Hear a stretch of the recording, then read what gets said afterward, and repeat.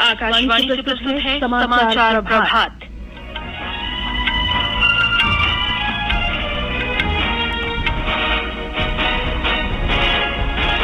प्रधानमंत्री नरेंद्र मोदी ने उत्तराखंड और हिमाचल प्रदेश में बाढ़ की स्थिति से निपटने के लिए हर संभव सहायता का आश्वासन दिया। मौसम विभाग ने अगले 2 दिन में उत्तराखंड, उत्तर प्रदेश और पूर्वी राजस्थान में मूसलाधार वर्षा की चेतावनी दी। वित्त मंत्री निर्मला सीतारामन आज नई दिल्ली में वस्तु और सेवा कर परिषद की 50वीं बैठक की अध्यक्षता करेंगी। विदेश मंत्री सुब्रमण्यम जयशंकर आज मालदीव के विदेश मंत्री अब्दुल्ला शाहिद से बातचीत करेंगे। इन्वेस्टमेंट बैंक गोल्डमैन सैक्स का कहना है कि भारत 2075 तक जापान, जर्मनी और अमेरिका को पीछे छोड़ते हुए दुनिया की दूसरी सबसे बड़ी अर्थव्यवस्था बनने की ओर अग्रसर। और महिला क्रिकेट में भारत और बांग्लादेश के बीच 3 T20 श्रृंखला का दूसरा मुकाबला आज। समाचार प्रभात के साथ मैं जागृति शर्मा। प्रधानमंत्री नरेंद्र मोदी ने बाढ़ की स्थिति से निपटने के लिए उत्तराखंड और हिमाचल प्रदेश सरकार को हर संभव सहायता का आश्वासन दिया है। श्री मोदी ने हिमाचल प्रदेश और उत्तराखंड सहित देश के अन्य हिस्सों में अत्यधिक वर्षा से उत्पन्न स्थिति का जायजा लिया। उन्होंने इस संबंध में वरिष्ठ मंत्रियों और अधिकारियों से भी बातचीत की। प्रधानमंत्री कार्यालय ने ट्वीट में कहा है कि प्रशासन राष्ट्रीय और राज्य आपदा मोचन बल प्रभावित लोगों की हर संभव सहायता के लिए लगातार कार्य कर रहे हैं। उत्तराखंड के मुख्यमंत्री पुष्कर सिंह धामी ने कहा कि राज्य में हुए जानमाल और फसलों के नुकसान, सड़कों की स्थिति, चारधाम तथा कांवड़ यात्रा के बारे में प्रधानमंत्री को विस्तृत जानकारी दी गई है। श्री मोदी ने हिमाचल प्रदेश के मुख्यमंत्री सुखविंदर सिंह सुक्खू से भी टेलीफोन पर बातचीत की। उन्होंने प्रधानमंत्री को राज्य में जानमाल के नुकसान के बारे में जानकारी देते हुए केंद्र सरकार से विशेष आर्थिक पैकेज देने का आग्रह किया। इस बीच मौसम विभाग ने अगले 2 दिन के दौरान उत्तराखंड, उत्तर प्रदेश और पूर्वी राजस्थान में तेज बारिश होने की चेतावनी जारी की है। विभाग के अनुसार अगले 2 से 3 दिन में पूर्वोत्तर भारत और पूर्वी भारत के आसपास के इलाकों में भी सामान्य से कहीं अधिक वर्षा होने की संभावना है। मौसम विभाग ने बताया है कि पिछले 2 दिन में पश्चिमी विक्षोभ और कम दबाव का क्षेत्र बनने से हिमाचल प्रदेश, उत्तराखंड, पंजाब और हरियाणा में अतिवृष्टि हुई है, जिससे भूस्खलन तथा बाढ़ जैसी स्थिति और व्यापक क्षति हुई है। मौसम विभाग के वरिष्ठ वैज्ञानिक आर.के. जनामणि ने कहा है कि हिमाचल प्रदेश, पंजाब, हरियाणा और दिल्ली में शनिवार से हो रही वर्षा की आज कम होने की संभावना है। विज्ञान विभाग से जो हेवी रेनफॉल का जो वार्निंग है, उत्तर भारत में जो बारिश है धीरे धीरे कम हो रहा है और राष्ट्रीय राजधानी दिल्ली में कल जो लाइट और मॉडरेट रेनफॉल हुआ है और जो हमारा मेनली जो हिमाचल प्रदेश, उत्तराखंड और जो सटा हुआ पंजाब, हरियाणा, चंडीगढ़ का इलाका है, वहाँ भी मेनली हिमाचल प्रदेश में बारिश भी धीरे धीरे कम हो रहा है। अभी जो वार्निंग है हिमाचल प्रदेश का जो है आज जो है येलो वार्निंग है और अभी जो ऑरेंज और रेड था वो उठा दिया गया है। ओनली आज जो उत्तर भारत में उत्तराखंड के लिए ऑरेंज अलर्ट है, बाकी सब येलो अलर्ट में है और राष्ट्रीय राजधानी दिल्ली में भी लाइट रेनफॉल हो सकता है। विभाग के अनुसार पश्चिमी विक्षोभ अब पूर्व की ओर बढ़ रहा है, इसलिए उत्तर प्रदेश और आसपास के इलाकों में अच्छी बारिश होने की उम्मीद है। इधर राष्ट्रीय राजधानी में यमुना नदी खतरे के निशान को पार कर चुकी है और जलस्तर 206.04 मिलीमीटर दर्ज किया गया है। दिल्ली में बारिश की संभावना को देखते हुए सभी नगर निगम, सहायता प्राप्त और मान्यता प्राप्त विद्यालय आज भी बंद रहेंगे। उत्तराखंड से हमारे संवाददाता ने बताया है कि मुख्यमंत्री पुष्कर सिंह धामी ने अधिकारियों को 24 घंटे सभी जिलों से आपसी सहयोग और संपर्क के साथ कार्य करने के निर्देश दिए हैं। 2 दिन से हो रही लगातार बारिश के चलते प्रदेश के पहाड़ी क्षेत्रों में जगह जगह भूस्खलन हो रहा है और सड़कें बंद हो रही हैं। राष्ट्रीय राजमार्ग और गांवों को जोड़ने वाली सड़कों को खोलने का काम भारी मशीनों से दिन रात किया जा रहा है। चारधाम श्रद्धालुओं और स्थानीय लोगों की सुरक्षा को देखते हुए प्रशासन ने रात 8 बजे से सुबह 5 बजे तक ऋषिकेश, बद्रीनाथ, रुद्रप्रयाग, गौरीकुंड, कुंड, ऊखीमठ, चोपता, मंडल, गोपेश्वर हाईवे और गंगोत्री यमुनोत्री हाईवे पर आवाजाही पर रोक लगा दी है। वहीं पहाड़ों में लगातार हो रही बारिश के चलते प्रदेश की प्रमुख नदियां उफान पर आ गई हैं, जिससे मैदानी इलाकों में बाढ़ का खतरा मंडराने लगा है। बाढ़ के खतरे को देखते हुए मैदानी क्षेत्र में प्रशासन रात को भी माइक से निचले इलाकों में रह रहे लोगों को नदी से दूर रहने की अपील कर रहा है। वहीं भारी बारिश की चेतावनी के मद्देनजर आज देहरादून, रुद्रप्रयाग, चमोली, उत्तरकाशी, अल्मोड़ा, उधम सिंह नगर और नैनीताल जिलों में सरकारी और निजी स्कूलों और आंगनबाड़ी केंद्रों में छुट्टी घोषित कर दी गई है। संजीव चुंद्रियाल, आकाशवाणी समाचार, देहरादून। मौसम विभाग ने हिमाचल प्रदेश के 7 जिलों में येलो अलर्ट जारी किया है। भारी वर्षा व भूस्खलन के कारण हिमाचल प्रदेश में 3 राष्ट्रीय उच्च मार्गों सहित 828 सड़कें बंद हैं और राज्य के अधिकांश ग्रामीण इलाके अंधेरे में डूबे हुए हैं। प्रदेश में बिजली के 4686 ट्रांसफार्मर और जल शक्ति विभाग की 785 पेयजल योजनाएं बंद हैं। इसके चलते राजधानी शिमला सहित प्रदेश के अनेक स्थानों पर लोगों को भारी बरसात के बावजूद जबरदस्त पेयजल संकट का सामना करना पड़ रहा है। रितेश कपूर, आकाशवाणी समाचार, शिमला। मध्य प्रदेश विधानसभा का 5 दिवसीय मानसून सत्र आज से शुरू हो रहा है। हमारे संवाददाता ने बताया है कि सदन की कार्यवाही शनिवार को भी संचालित होगी।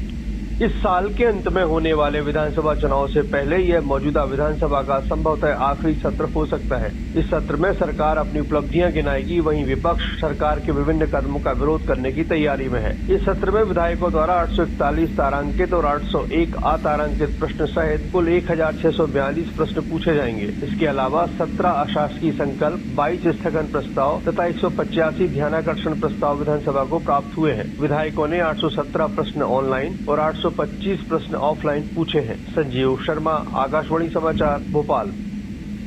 ये समाचार आकाशवाणी से प्रसारित किए जा रहे हैं। ताज़ा समाचार जानने के लिए आप हमारे Twitter handle @AIR News Hindi को फॉलो कर सकते हैं।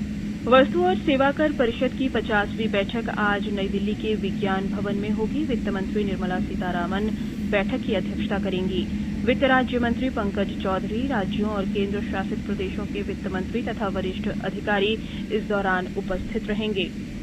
व्यापार और निवेश कार्य समूह की 3री बैठक कल केवड़िया में व्यापार और अवसंरचना पर संगोष्ठी के साथ शुरू हुई। बैठक का आधिकारिक शुभारंभ आज किया जाएगा।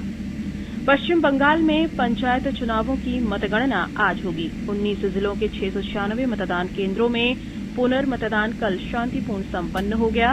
राज्य चुनाव आयोग ने शनिवार को पंचायत चुनाव के दौरान मतदान पेटियों के साथ छेड़छाड़ और हिंसा के दौरान 15 लोगों की मौत के बाद पुनर्मतदान के आदेश दिए थे। मालदीव के विदेश मंत्री अब्दुल्ला शाहिद आज नई दिल्ली में विदेश मंत्री सुब्रमण्यम जयशंकर से मिलेंगे। वे आपसी और क्षेत्रीय हितों के अंतर्राष्ट्रीय मुद्दों पर चर्चा करेंगे। दोनों नेता भारतीय अनुदान सहायता के अंतर्गत परियोजना विकास समझौते के आदान प्रदान के साक्षी भी बनेंगे। श्री शाहिद कल शाम 3 दिवसीय आधिकारिक यात्रा पर नई दिल्ली पहुंचे। श्री शाहिद नई दिल्ली में विश्व मामलों की भारतीय परिषद पर 43वां सप्रू हाउस व्याख्यान भी देंगे। निवेश बैंक गोल्डमैन सैक्स ने कहा है कि भारत 2075 तक जापान, जर्मनी और अमेरिका को पीछे छोड़ते हुए विश्व की दूसरी सबसे बड़ी अर्थव्यवस्था होगी। 140 करोड़ की आबादी के साथ भारत का सकल घरेलू उत्पाद बढ़कर $52.5 ट्रिलियन हो जाने का अनुमान है, जो अमेरिका के सकल घरेलू उत्पाद के अनुमान से अधिक है। महिला क्रिकेट में भारत और बांग्लादेश के बीच 3 T20 श्रृंखला का दूसरा मुकाबला आज होगा। ये मैच भारतीय समय के अनुसार दिन के 1:30 बजे ढाका के श्री बांग्ला स्टेडियम में खेला जाएगा। तीसरा और अंतिम T20 मुकाबला 13 जुलाई को होगा। महिला और बाल विकास मंत्रालय ने प्रधानमंत्री राष्ट्रीय बाल पुरस्कार के लिए आवेदन करने की अंतिम तिथि 31 अगस्त तक बढ़ा दी है। ये पुरस्कार वीरता, खेल, समाज सेवा, विज्ञान और प्रौद्योगिकी, पर्यावरण, कला और संस्कृति तथा नवाचार के क्षेत्र में दिया जाता है। मंत्रालय ने बताया है कि कोई भी भारतीय जिसकी आयु आवेदन प्राप्त होने की अंतिम तिथि तक 18 वर्ष से अधिक नहीं है, पुरस्कार के लिए आवेदन कर सकता है। कोई अन्य व्यक्ति भी किसी योग्य बच्चे को पुरस्कार के लिए नामांकित कर सकता है। जम्मू कश्मीर में 270 किलोमीटर लंबे जम्मू श्रीनगर राष्ट्रीय राजमार्ग 44 पर कश्मीर घाटी को देश के अन्य हिस्सों से जोड़ने वाला एकमात्र 12मासी संपर्क मार्ग आज लगातार चौथे दिन यातायात के लिए बंद रहा। लगातार बारिश होने के कारण कई स्थानों पर भूस्खलन हुआ है और रामबन जिले में पंथियाल सुरंग तथा चंबा सीरी के पास सड़क का एक हिस्सा भी गंभीर रूप से क्षतिग्रस्त हो गया है। इस मार्ग को वाहनों की आवाजाही के लिए शनिवार को बंद कर दिया गया था, जिससे हजारों वाहन अभी फंसे हुए हैं।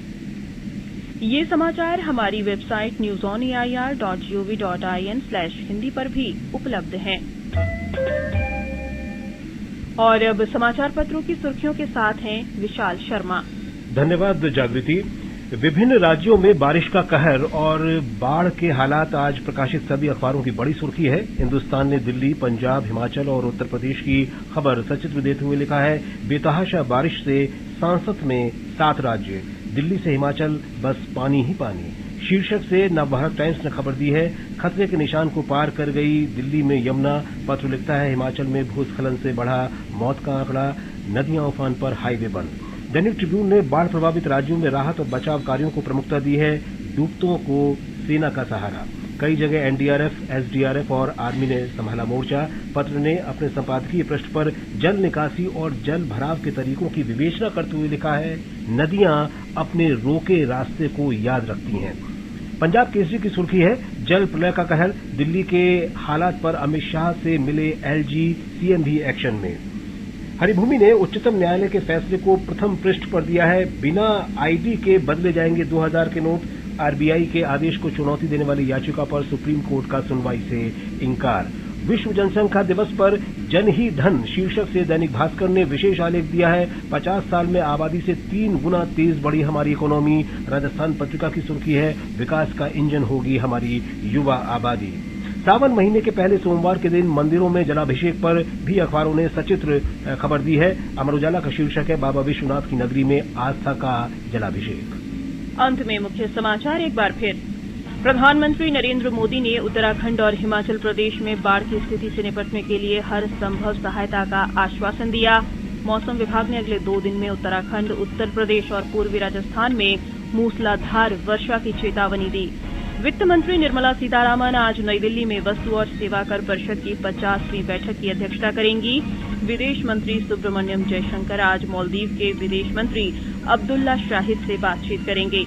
इन्वेस्टमेंट बैंक गोल्डमैन सैक्स का कहना है कि भारत 2075 तक जापान, जर्मनी और अमेरिका को पीछे छोड़ते हुए दुनिया की दूसरी सबसे बड़ी अर्थव्यवस्था बनने की ओर अग्रसर। और महिला क्रिकेट में भारत और बांग्लादेश के बीच T20 श्रृंखला का दूसरा मुकाबला आज। इसके साथ ही समाचार प्रभात का ये अंक समाप्त।